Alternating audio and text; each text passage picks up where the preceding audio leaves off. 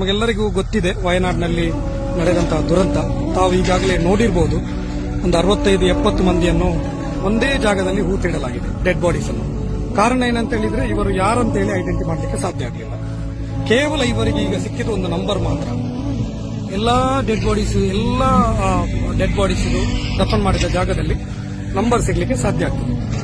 ಈ ವಿಡಿಯೋ ಮಾಡುವ ಉದ್ದೇಶ, ನಾವು ಜೀವಂತ ಇರುವಾಗ ನಾವು ಕಚ್ಚಾಟದಲ್ಲಿ ಇರ್ತೇವೆ. ನೀನು ಮುಸ್ಲಿಂ, ನೀನು ಹಿಂದೂ, ನೀನು ಕ್ರಿಶ್ಚಿಯನ್ ಅಂತ. ಆದ್ರೆ ಇಲ್ಲಿ ನೋಡಿ, ಇಲ್ಲಿ ಅದು ಒಂದು 65-70 ಜನ, ಯಾವುದೇ ಜಾತಿ ಅಂತ ಗೊತ್ತಿಲ್ಲ, ಖಾಲಿ ಅವರಿಗೆ ಗೊತ್ತಿರೋದು ಅವರು ಮನುಷ್ಯರಂತ ಮಾತ್ರ.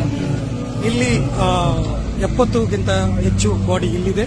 ಅದೇ ರೀತಿ ಇದರ ಮೇಲೆ ಆ ಟೆಂಟ್ ಇದು ಬ್ಯಾಕ್ ಸೈಡ್ ಅಲ್ಲಿ ತಲೆಗಳು, ಕಾಲು, ಹೀಗೆ ಅರ್ಧಂಬರ್ಧ ಸಿಕ್ಕಿದಂತಹ ಬಾಡಿ ಪಾರ್ಟ್ಸ್ಗಳು ಕೊಂಡೋಗಿ ಅಲ್ಲಿ ದಫನ್ ಮಾಡಲಾಗಿದೆ. ಇಲ್ಲಿ ಕೆಲಸ ನಡೀತಾ ಇದೆ. 450 ಜನರು ತೀರಿಕೊಂಡು ಹೋಗಿದ್ದಾರೆ. 250ಕ್ಕೂ ಅಧಿಕ ಜನರು, 250ಕ್ಕೂ ಅಧಿಕ ಜನರು